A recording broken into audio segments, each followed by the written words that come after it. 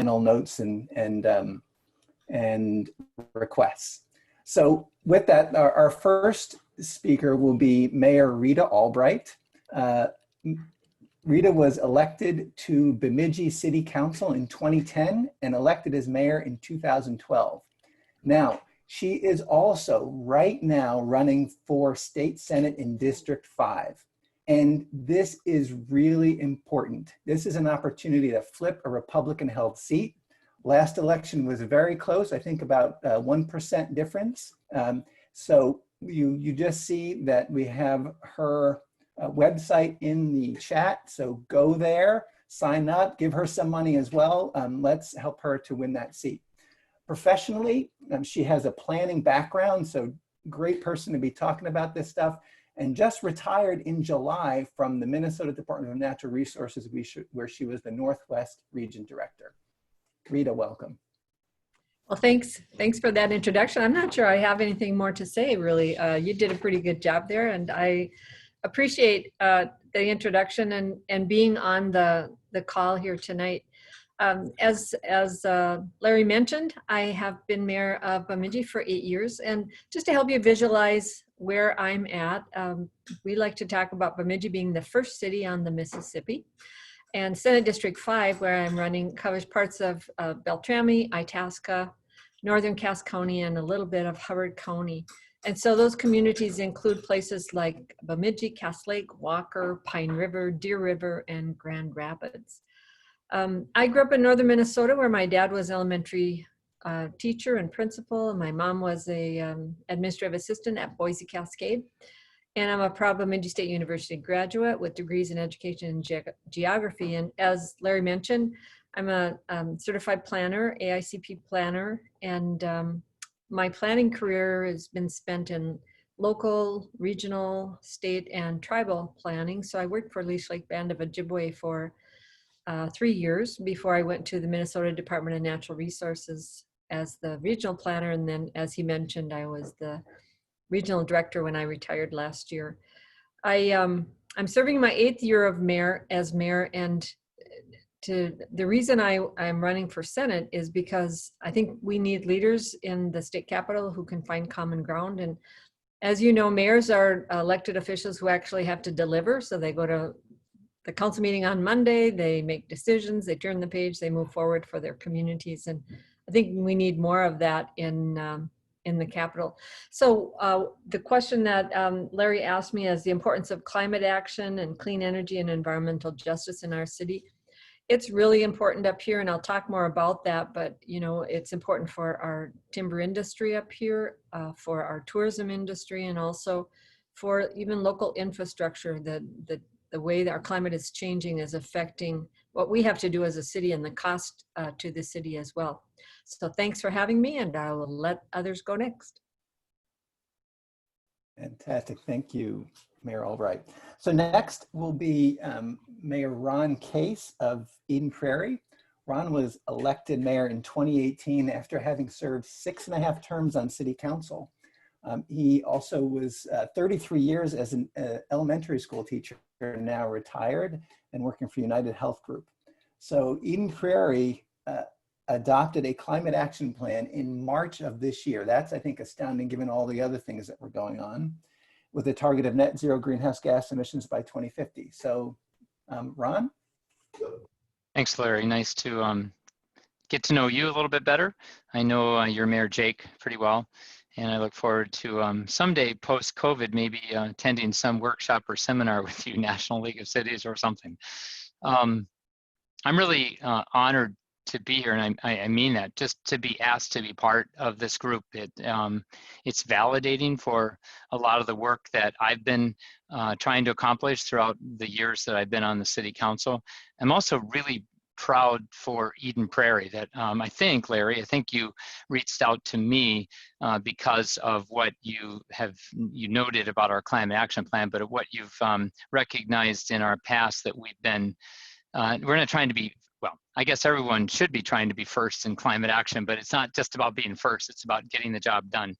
And I'm proud that Eden Prairie has been out there leading as best we can, maybe even leading the way in some ways with our climate action planning. Larry sent me a couple questions, why I ran in the first place for mayor. And again, some of it was I had been on the city council 22 years. So you might be thinking, why didn't you run before that? And I guess I did, and I lost one. Winning is a whole lot more fun than losing. But after getting back on the city council and then working with a mayor who's a great friend of mine, she retired, then I ran. But my reasons really for running, I know everybody says to accomplish good and do the will of the people and all that, but in my heart of hearts, climate action, climate change, global warming has been the pivotal single critical issue that I have 4 grown children and 5 grandchildren. And when I look at the world, as we all do, I think on this call right now, when you look at the world of 20, 50, 60, 70, 80, I'm not on that planet. Well, I'm on it in some form, but not living. And what does the world look like for my grandkids? And it's not good unless we do what we need to do now. And so I would even make the case that climate action, planning to fight global warming, is the singular most important issue. And I think we all probably on the call agree with that. There certainly are other issues and problems, huge other issues and problems on Earth. I think that climate action influences and exacerbates every other problem, making it worse. So number one, my 3 planks were climate change. By the way, I ran against a person, a nice guy, good guy, a friend, different political party and different political perspective, who did not believe that the evidence showed that the earth was warm. I laugh now, it's a sad laugh, that the earth was warming. So I won, thankfully. The second plank that I ran on was gun violence and doing something about gun violence prevention. The third was diversity inclusion with affordable housing. And right now we have a human rights diversity commission working on a plan of action to address systemic racism in Eden Prairie. So I think you can tell by the planks that I ran on why I'm part of this call tonight and why I'm not watching some TV program that I don't want to be watching at the moment. So I think that's it. I think I answered my questions, and I think you want me to probably stop. So I'm looking forward to Mayor Jay. Right. Last but not least, from a little bit farther up north than Bemidji is Mayor Jay Arrowsmith DeCoo. Jay was first elected mayor of Grand Marais in 2014 at the age of 31. So he also runs a bike shop up there and a B&B. So if you're up there, you got to check him out. Grand Marais actually adopted a climate action plan in 2019 with a goal of carbon neutrality by 2040. Along with Northfield and St. Louis Park, those are actually the most aggressive goals in the state. And work on their plan was initiated by some young people. But Jay, why don't you tell a little bit about your story, why you ran, and why this issue is important to Grand Marais? Great. Well, thanks for the opportunity to do this. As a lot of you know, Grand Marais is kind of the last stop at the end of the road on the way to Canada.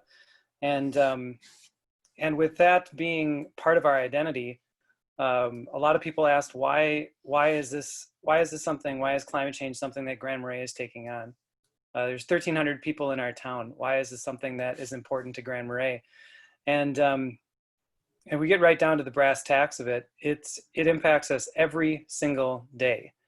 We have Lake Superior right on our doorstep. The water levels in Lake Superior are fluctuating dramatically due to climate change. The temperature in Lake Superior is rising, which is impacting the fisheries and a number of algae blooms. I mean, I could go on and on and on about the impacts that we've had to deal with on a city level, talking about how we're going to change our infrastructure, how we need to continue to plan to really look forward to obstacles that we can't even fathom right now. The entire downtown of Grand Marais is approximately, I want to say probably like, I think they said 18 to 24 inches above lake level. So let's take a look at rising water levels and see how that impacts. We don't want to be Venice. That's not what's going to happen here. we have a very, very distinct investment to combat climate change. Like Larry said, I got elected in was it 2006?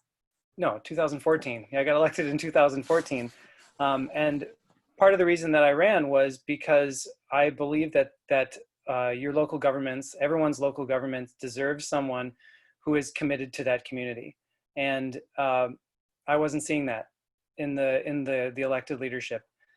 There was a big turnover that year when I got elected.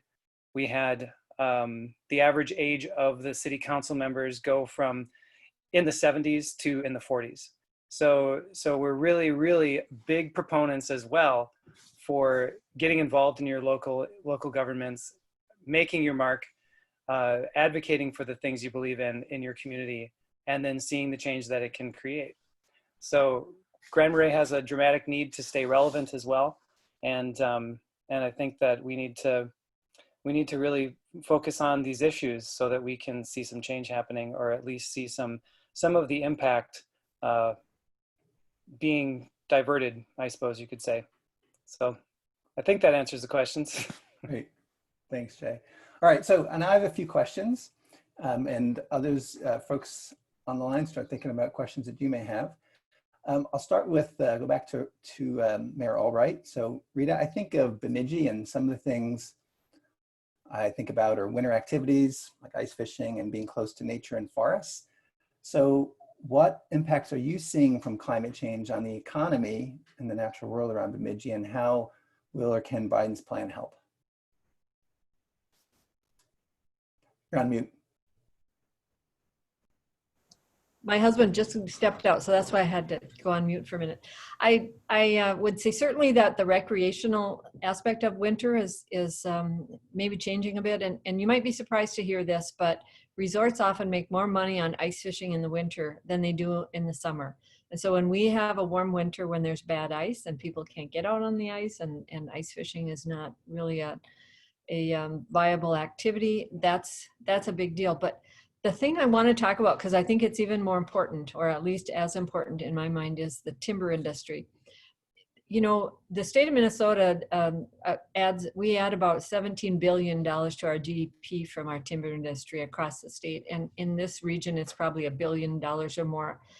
And it provides jobs for people in our mills. We make 2x4s, we make oriented strand board, we make paper, and we make pallets and fence posts and lots of other kinds of products from wood. And it's an important industry for employment in manufacturing, but also for people who are working in the woods, and truck drivers and mechanics, and where they stop for fuel, and restaurants in our communities. And it really sustains small communities and our schools and all of that. So it's important for us for that reason, but it's also vitally important because the wood comes off of county land and state land, and those add resources and revenue to our counties and to our state. And that's really important. And right now, with climate change, warming, you know, it can be challenging to get in the woods, because lots of our species, balsam and spruce, for example, have to be harvested under frozen conditions. And when you have a warm winter and the ground doesn't freeze, we can't get in there and harvest that wood. And so what does that mean? Well, okay, so maybe the county timber sale didn't get sold, or the state timber sale didn't get sold, but also then that family doesn't have that income from that work. But also it just negatively impacts our community, because timber management is not just, you know, harvesting wood and taking it to the mill. It is also about managing our forests, making sure that we're managing for wildlife and our forest ecology, and it's important. The other thing with changing climate and warming climate is that we are in a boreal forest here, right? And so that likes a particular temperature range and climate. And so as that temperature range changes, that boreal forest, I like to say, is kind of marching north. It's moving north. And so what's coming in behind it? A deciduous forest, so maples and other hardwoods. And so that's changing the face of timber industry here. But think about this. The pine forest that we're cutting today, or aspen forest, those were planted or regenerated 50 to 75 years ago, probably, maybe up to 80 years, depending on the species. And those were mostly planted by foresters, because the timber we cut today was a vision in a forester's eye, and 50 or 75 years ago. And so if our climate is changing, what is our forest regen plan for the future? What species should we be planting so that we know we have a forest that will be sustained and will thrive into the future as our temperatures are warming? There's a lot to talk about with the timber industry and this changing climate and how it's affecting it. But I do also want to just mention that, as you all know, our timber and our trees are really what give us the clean air and water that we are so proud of here in Minnesota. And so we want to make sure that we're going to sustain our forests, that we're going to continue to cut our forests, and that we are going to be able to continue to have that industry in this area. And how will the clean energy plan help? Well, reducing greenhouse gases is one of the main ways that we can help the timber industry and to reduce the increase in temperature. I'll stop and let you go on. Thanks. Thanks. So after these, if Ron or Jay, if you have anything you want to add, please feel free, or I can jump on to the next question. So next one will be for you, Ron. So I was doing some research, and I noted that Eden Prairie has some history of leadership on environmental action and climate action. In 2005, apparently Eden Prairie adopted a 2040-15 plan to reduce energy usage 20% in buildings and increase fuel efficiency in city fleets by 40%, all by 2015. So, and I know that was achieved. But one of the key parts of Biden's climate plan is to upgrade 4 million buildings and weatherize 2 million homes over 4 years, creating at least 1 million good paying jobs. So how would something like this have made Eden Prairie's work easier, especially around energy efficiency? And could it allow you to be more aggressive and meet your plans going forward? Sure. Yeah, I'm just checking to make sure I'm off mute. Absolutely, it would have helped, and I'll share a few ideas about that, though I think it was a very doable plan for us to do it alone, and we did. So I would encourage any community to follow suit. But going forward, about 2/3 of all the energy use in our city is in the commercial industrial tax base, those kinds of buildings and businesses. And that's hard for government to incentivize change there. We've been working to try to get some early adopters to get green roofs and solar, complete 100% solar coverage of their buildings' energy use up on their rooftops. And because it takes that upfront investment, it's just hard to get that incentivized. So with money coming from the federal government, that would be fantastic, because that's the next step. We can deal with our government-owned buildings, which we have. Eden Prairie is 100% carbon neutral offset. So we have solar panels on all of our buildings' rooftops. We trade that into the market so that we can truly claim that we are 100% neutral. I mean, I guess that was expensive in terms of taxes, but nonetheless, it's easy because we control that. So the next step really is getting the commercial industrial buildings to begin to convert, and then of course then the residentials beyond that. So absolutely, the funds coming from the federal government under the Biden-Harris plan would be fantastic. I think back in 2000, I guess as you say 2005, but formally adopted I think in 2006. And by the way, as Larry commented on, we did meet the goals. In fact, by 2015, we had increased energy efficiency 21.8% in buildings, and then our fleet efficiency by 44.4%. We also have, after I got elected, a goal now by 2030 to have 100% of our city-owned vehicles, our fleet, be all electric. That's not possible in this current moment because of the technology on things like dump trucks and other things, but clearly the technology and that's exploding. And again, if we had help at the federal level to incentivize that, to move that along faster, I have no doubt we will reach that goal. It just would be nice if we could reach it sooner rather than just allowing market forces slowly to get there. So I think the federal government could do things like continuing to incentivize the electric vehicle industry, doing innovations in battery development. We all know that's the stickler. That's where the innovations really are going to need to occur to get the extended use out of all electric vehicles, especially like police cars. Eden Prairie, we were supposed to be by now the very first city in the state of Minnesota, unless one of my other mayors knows, maybe your own city knows of a city that beat us to it, but I think we're the first city that will have an electric police car, Tesla. I believe we had some problems in ordering and production, which we don't have it quite yet. But the issue there is that if we had a complete fleet of electric police cars, they run for 23 hours because they run through 3 shifts. So you literally have to buy double, I guess. So that little technology glitch has to get fixed. But we want to begin to be an early adopter and begin to get there. I'm really excited about that. We also have a policy now in Eden Prairie that every single new vehicle, and every 5 years or whatever we turn them over, right? So, and we have 270 city vehicles or something, 300, I don't know. But every time they order a new vehicle, the policy now is to go electric if it's available. And I'm really excited about that. So we just had 3 pickup trucks ordered.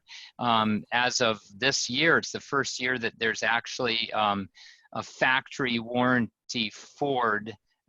There's no one makes the pickup, but you can have it retrofitted. I'm saying too much, I'll hurry here. But anyway, we're really excited that all of our all of our fleet will become electric.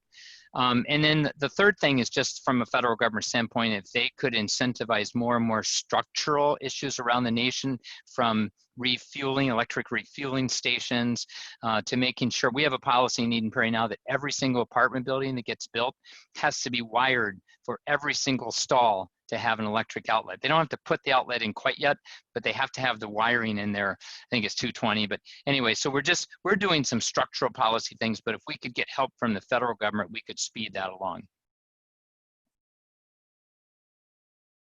Larry, you froze on me. You look good. He does. Well, maybe I could jump in. Sorry about that.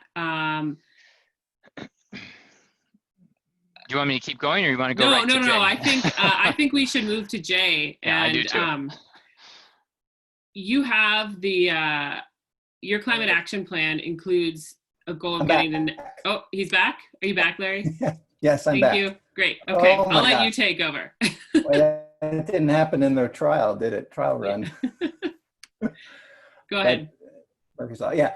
So obviously, the next question's for Jay. And so Jay, I know your climate action plan includes this very aggressive goal of achieving net zero greenhouse gas emissions by 2040. And I know that as you were working early on this, that you were dealing with your utility that provides your electricity is Southern Minnesota Municipal Power, or SIMPA. And I understand that they were maybe a bit recalcitrant at first, but I'd like you to tell the story about what's happened with them, because I think it's a microcosm of what we need to do across the country and what Biden's plan is trying to do. Absolutely. So it's a very nice way of saying it, Larry. These guys really just weren't interested. And we'll just put it straight out there. SIMPA is composed of 18 municipalities that all go in to purchase electricity. One of the production methods that they have is the Sherco 3 coal-fired plant, which they've invested heavily in. And it's been providing surprisingly cheap electricity for quite some time at an incredible environmental cost. So we're kind of like the little nagging city that just kept going, because we didn't stop bugging them. Every meeting we went to, we kept saying, so what are we doing for renewables? When are we going to get down to to not having any fossil fuel production methods. You know, all these sorts of things. We just kept throwing ideas out there and kept going to the meetings with new concepts, and then all of a sudden, out of nowhere, it seemed to us out of nowhere, the SIMPA released what they call SIMPA 2.0. And you can look this up on their website. They have a great PDF pamphlet, which basically says that they are looking to provide 80% of their production by renewable means by, I believe it's by 2050. And that's, oh no, 2030, 80% carbon free by 2030. The Sherco 3 plant will be paid off in 2027, and instead of reinvesting in it, they're planning on decommissioning it. So that's a significant shift in their attitude, and I think that it's really important to show that the economics of fossil fuel generation of electricity it's really failing. We need to look into renewables, not just because it's the right thing to do for the environment, but because economically it's the only sustainable way to produce power. And I mean, it really cheered us up to say, like, okay, good, this is exactly the direction we need to go with, because when we created our climate action plan, 72%, I think it was, of our greenhouse gas emissions came from the use of electricity, either for home heating or for the overall use that our public utility that uses. So it's a huge chunk of what we do. So we've also been putting in solar panels on our public buildings. We're planning on rebuilding the city hall in the next, it might be the next 2-3 years. COVID kind of threw a wrench into a lot of the plans. But those buildings are all planned on having renewables built into them. And thus far, those are, that part of the plan seems to be kind of taking care of itself, just because the market is moving in that direction. We also are moving towards having electric fleet vehicles. We've already changed most of our hand tools over to electric hand tools from gas. Of course, our organization is way smaller than Ron's organization. So we're, a lot of our moves are not going to be 300 vehicles worth. They're going to be 3 vehicles worth, but it's, every little bit makes a huge difference. So that's, I think that gets it. Does that get the point? And I love that, you say every little bit, right? But here's you all, right, with your every little bit, Pester and SIMPA, right? And I think from all angles, including some young people that are on this call. And lo and behold, for you, the big utility changed, right? So I think that's phenomenal. And one more point on that. Right now, SIMPA has available enough wind electricity credits for us to purchase and to use only renewable electricity if we wanted to. One of the reasons we haven't done that is because we want to push them to develop more. And if they fill up all of the renewable wind power that they have currently bought into, then that's when we put our name in and we say, all right, time to expand more, time to go above 80%. You've got the demand, let's do this. Fantastic. So folks, if you have questions, please put them in to the chat or the Q&A.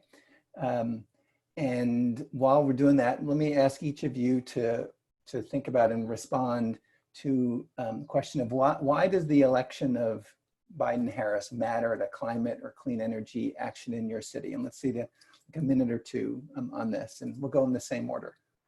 So you want me to start? Yeah. I think, let me just talk just briefly about renewable fuel sources, because I'm going to keep on beating the drum about timber. We have a lot of woody biomass that is residual of our manufacturing. And also we have woody biomass that's just not a marketable species that we can use. And we really need to start using that for that renewable resource for a fuel source. For example, the Minnesota Power Plant in Cohasset powers basically the Iron Range and all of the mills, and it's a coal-fired plant, and so they have to change. And I was talking to one of their folks, and I said, you know, what are you going to do? And they said, we're going to probably change to natural gas, which is also a fossil fuel. And I said, why don't we change to woody biomass? We'd like to build a pellet plant in Bemidji, and we would be able to serve the needs of Minnesota Power. And his response was that, well, then rates would have to go up. And I was talking to my friend, some of you might know about Deep Portage, which is an environmental learning center in northern Minnesota by Hackensack. And they have a cogen fuel source there that they actually put power back onto the grid. And so I was talking to Norm, one of the board members there, and he said the reason that he says that is because we don't really monetize the actual cost of coal. So we are not taking into account the environmental cost of coal. And if we did that, then the cost of coal would be too high, and they would want to use woody biomass. And so I think that what we can do at the federal level is a couple things. One is to really recognize what is the cost of fossil fuels, and we don't monetize the environmental cost at all, if you know, hardly at all. And we need to start thinking about that. And then we also need to, I think about what are those renewable sources of fuel, whether that's hemp or switchgrass, or what biomass can we use, including woody biomass, for a fuel source. And then finally, I'll just say that climate change has also impacting the invasive species that are invading our forests. For example, larch beetle. There are thousands of acres of tamarack standing dead on the stump. I mean, large swaths across northern Minnesota that are just dead tamarack or larch trees that have been, you know, succumbed to the larch beetle. Well, this is, they're not marketable, and they could be used for biomass and pellet production, but mainly right now they are a terrible source of fuel for wildfire. And so it's a multifaceted concern that climate change has, you know, I mentioned species changing, but also invasive species, and the, you know, the trees that are standing dead on the stump that are actually a wildfire hazard in northern Minnesota. Great. Ron, to you, what is the election of Biden-Harris? Why does it matter to climate clean energy action in your city? Can I digress back just a second? And Mayor Rita, I completely understand the constituency that you're running among, so I don't mean in any way to catch you, but isn't woody biomass carbon-based? Aren't you just trading one evil for another? And that will exacerbate the global warming, which will change your forests, which will cause all the other issues. So how do you answer that? Yeah, well, trees are a carbon sink, actually. And so I'm not very good at explaining it, but it is true that it's a renewable source, and the carbon that is captured in those trees can be used, and it can reduce greenhouse gases. I think some of the things that I've heard as well is you have to be, it can be somewhat controversial, but if you're managing it well and on top of it, I think like Rita's talking about, that's really important to that. Sure. No, it's I guess I'm glad I'm not trying to represent that, because it would be complicated. I mean, we all have our issues that we're trying to do the best to, you know, meander through. Yeah. So I appreciate Mayor Rita your response. So Eden, go ahead. You can repeat the question there too. Yeah. So quickly, because we're running out of time, and I got a question here to ask. But why does the election of Biden-Harris matter to climate clean energy action in your city? Well, and I'll just say real fast, it's not just our city, right? It matters for the global warming across the earth. It just totally matters. Rejoining the Paris Accord, it means everything. So it's going to impact our city because it's going to impact the earth, the country, the state, the county, and of course it will benefit Eden Prairie. And I'll be done. Go ahead, Larry, take it away. Great. And Jay? your thoughts on that question? Boy, he nailed it. I like that. You got it. Coming from you, I'm honored. I mean, you summarize it very plainly, and I appreciate that. This is a time where we need to be speaking plainly, and that's really one of the things, one of the reasons why this is so important. So I echo what you just said, Ron, and looking specifically for at Grand Marais, why this is so important to Grand Marais. Like I mentioned before, we don't know what the impacts of this are going to be and how this is going to impact our ability to live here. And like what Mayor Rita said too, we are surrounded by the forest, and if the forest is really going to start changing dramatically or failing, then that puts us in dramatic fire danger too. I mean, this is all existential for us. And so we need to treat it as such, as existential, and that we have a limited time to take a look at this. Some of the things that have been done here in Grand Marais and Cook County, since 2008, we've had the Cook County Local Energy Project, which has been working on things like this. And there's been a number of energy plans and other plans that have come out because of the Cook County Local Energy Project. One of those is a plan for a biomass district heating plant, which goes right into what Rita was saying. And to answer Ron's question a little bit, if you have a biomass district heating plant that provides hot water heat for a number of buildings, the overall carbon that's put out by that is actually less than having having independent boilers in each building, and the particulate is pretty similar. It might be a little bit higher. So we have this plan. If you want to take a look at it, it's beautiful. It's a great idea, but it's heavily dependent on the cost of propane and the cost of development, which gets me back to the Biden ticket. If energy efficiency grants and infrastructure development monies are made available, places that are planning ahead like this can be examples for other places to do this.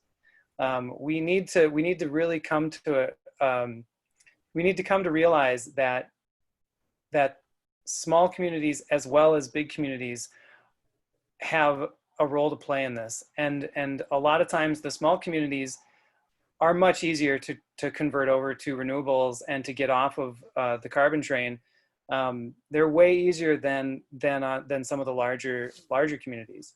So I speak for a lot of rural Minnesota, the small towns around the state and the country, when I hope that we can have incentives created to not only implement these nationwide projects, but also to dig into some of the small communities and make those communities energy independent, because I think that's really where those small communities are going to find a lot of fiscal responsibility when it comes to energy in the future, and also to avoid the negative impacts of climate change happening right outside their doors.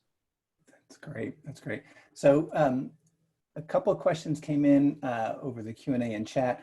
On the military one, I'm going to claim that I don't know very much about that, but it seems like something we need to dig into. But and then there was a question about young people being involved, and we actually have some young people that are part of our core team, and we're talking about doing an event later that's a bit more targeted for young people, maybe with them as the moderators and question askers. So more to come on that.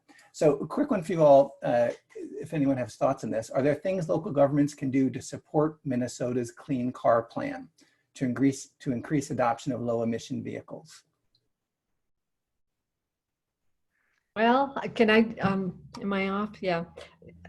I was talking with Representative John Purcell last night, and we were at a kind of a meet and greet out in a park, and he said we need to flip the Senate because right now the LCCMR bill is being held up by the Republicans because they don't like the governor's clean car initiative, and they're willing to hold up the LCCMR bill for that. And so that's one thing I would say. But I think as communities, I'm really impressed by what Eden Prairie has done. And Mayor Case, I think you're really a model for the rest of the state. But we need to get more clean car availability in Greater Minnesota. You know, Kate Knuth knows this because she came up to visit and she didn't know if she could. She had to leave her car plugged in over at the cabin. Otherwise, she couldn't get to Bemidji. She didn't think. And we have 3 EV stations and in town, plus we have others out of town, and we have just added 5 more with some of the settlement money. And but there's a network that's missing in Greater Minnesota of car sales. So we don't have anyone in Bemidji, which is a large community up here, that sells electric vehicles. And if we don't start selling more electric vehicles and then get used vehicles into the pipeline so that everybody can start to afford them, we're not going to have more electric vehicles. So we just have to sell more. I want to add in that absolutely, I think that structural change has to come at higher levels of government. So Mayor Albrecht, I'm glad that you're going to win and flip the Senate, because we need that. That being said, I think the change often has to begin to occur at every community level, right? At every single city, every county. And therefore, I think every city across the state, if they were to adopt a similar plan that Eden Prairie did, and we're not, I don't know if we're the first, but we're one of the first, but I hope everyone does, but that if every vehicle from this point on that can be purchased as electric is purchased, that would be huge across the entire state if every municipality did that. And then if the state does the things that Mayor Albrecht just said about structurally making it, incentivizing possibly sales of these cars, or we also have to deal with used batteries. And there's for any young people on the call right now, there's a massive amount of, well, I don't want to say money to be made, but businesses to be invented in dealing with what do we do with these used batteries, because they still have power. And I've been to conferences where they'll take thousands of these used car batteries and they'll power a school for the next 2 years, and then when they're done with that, they'll take tens of thousands and they'll power a plant. I mean, there's innovations out there. Even I am so not a nuclear energy proponent, but it is clean energy. And if we were to go that path, the one problem with it, as we all know, is what do you do with the spent fuel? Well, the spent fuel has energy in it. So young people go out and invent how do you pull the energy out of that spent fuel, and you just keep it going, and we solve all the problems that right now are holding back pieces of this movement going forward. We just need to be creative and innovate, and it's the next generation of young people have to go out and do that. And then the older people have to pass the laws and get the structural change. Not that younger people can't do that, but have to pass the laws and get the structural changes at the governmental levels. Fantastic. So we're running out of time. So Jay, you didn't get to comment on that. So I'm going to ask you for a 30-second comment on last question of what advice would you give to anyone that cares about climate change in this election? Well, okay, get involved, number one. I'm gonna take that opportunity. I'm gonna twist it a little bit, because there's one thing that I think is really important we haven't had an opportunity to say. And this also goes together with a great shout out to the Nordic Nature Group, which is the group of young people that approached the city council initially with the climate inheritance resolution, which got us started on this role in the first place. So this is a great idea. All these things are fabulous ideas, but they don't become real until people get involved. They don't become real problems that have a real consequence until we hear from the young people that came before the city council and said, look, you're screwing it up for us. Like, we have to deal with this. And that was really impactful. I mean, it really, really changed my perspective from being like, great, we'll put some LED bulbs in, to being like, no, we need to do this. Like, we need to systemically change the way we do business. And so I guess that if I was gonna summarize, I would say the thing that people should do is A, vote. And the second thing is get involved. Look and see if you have an area organization that deals with climate change activism, that brainstorms ideas for your community. Those are the places that we need your energy. We need it. Yeah, thank you. All right, so there's a question here that I would love to get to, but we're 6 minutes to go here. The question, I'll read it, is really key. The Biden plan calls for prioritizing investments into segments traditionally underserved, right, disadvantaged, 40% of their investments. So that's huge and will impact all communities. But at this point, with 5 minutes here, I want to turn it over to Amy Wideman, who is also on the Clean Energy for Biden Minnesota team, to end us. Yeah, thanks, Larry, and thanks everyone. And on that last question, that is a key part of the Biden plan, as Larry just said. And we are organizing another event specifically on environmental justice in the next few weeks. And if you'd like to help put that together, let us know. So I'm Amy Wideman, member of the Minnesota Clean Energy for Biden team. It's so encouraging to be on this call with all of you. Together, we're going to win this November and make climate action a priority of the Biden-Harris White House. And on behalf of the organizing team, I want to thank all of the mayors and all of you for being here tonight. To Mayor Jay's point right now, it takes showing up, it takes acting. Democracy is an act, and so this is what it's coming down to. This is the most important election of our lifetime. It's a battle. It's about a battle for the soul of our country. It's a battle for the future of our one and only planet. We know climate change is here in the present. From the 600 wildfires that are burning right now and devastating California, to the derecho that destroyed 14 million acres of farmland in Iowa, to Hurricane Laura that's just made landfall. This is on the last 3 weeks. And we also know at the very same time that climate change presents risks to our public health, to our economy in Minnesota and across the planet, that a transition from fossil fuels to clean energy also means real investment to rebuild our country in the face of this unprecedented public health and economic crisis, to advance racial equity, to create good paying jobs, and to ensure a livable, vibrant future for all of us. We have to do everything we can in the next 2 months to elect Joe Biden and Kamala Harris in November. Minnesota's special in many ways, good and bad. We lead the Midwest and the country in clean energy and climate action. Look at this group of folks. It's on us to do this for the state, to show the Biden-Harris team our support and to let them know we are behind their climate leadership all the way. So we need you to do 4 things tonight. And we've heard these in different parts across the event, but I'm gonna break it down for all of you. We need you to vote early. You need to request your absentee ballot, or you need to make a plan to do in-person early voting, which starts September 18th. We already had some commitments, I think, from Kate Wolford and Jane Sazovich already to reach out to 5 people. So right now, I ask you to write down 3 names of family or friends, and you can stick it in the chat box. You can write it down on a piece of paper where you're sitting right now of 3 people you're gonna reach out to tonight and invite them and encourage them to vote early. And the Secretary of State's website for Minnesota is fantastic. It has all these resources on how you can request your absentee ballot, how you vote early. We need to ensure that people get out the vote right away.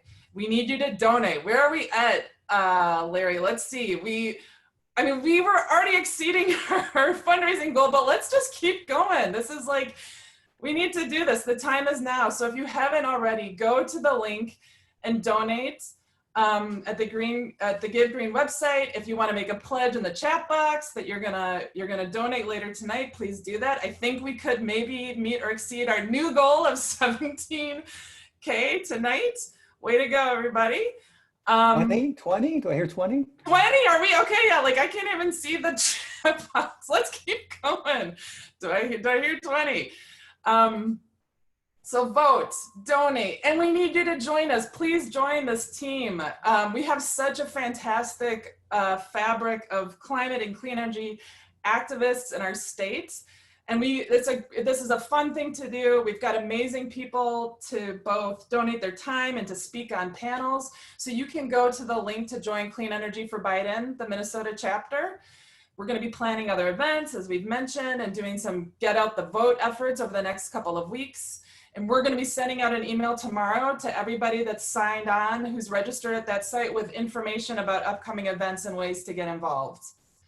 And then the very last thing that we'd like you to do is to spread the word. So we've got the website up, we've got Facebook, we've got Twitter, we've got Instagram. What am I missing? LinkedIn. If we don't have it, we're going to have it soon. So get the word out.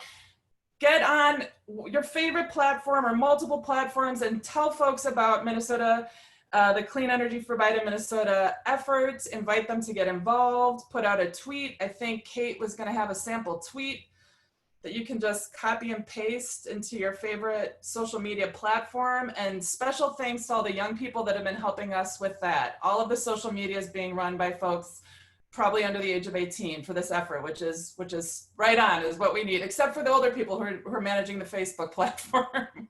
So there you've got it. Vote early. Get your friends and family to vote. Donate. Get your friends and family to donate. Join the Clean Energy for Biden Minnesota team. It's a fun group and we need your help. And then spread the word and invite more people to join us. This is a movement. It's not a moment. Let's do this. So on behalf of the team, I want to thank our hosts. Thank you so much, all of the people who signed on to co-host the event tonight. I want to thank the mayors. So inspiring and amazing that we had these stories from across the state: Bemidji, Grand Marais, Eden Prairie, St. Louis Park with Larry Kraft. It's amazing the kind of civic leadership that we have in the state. And I want to thank all of you for being here. Together, we're going to win this fall, and we're going to send Joe Biden and Kamala Harris to the White House, and we're going to implement real federal climate action. Let's do it.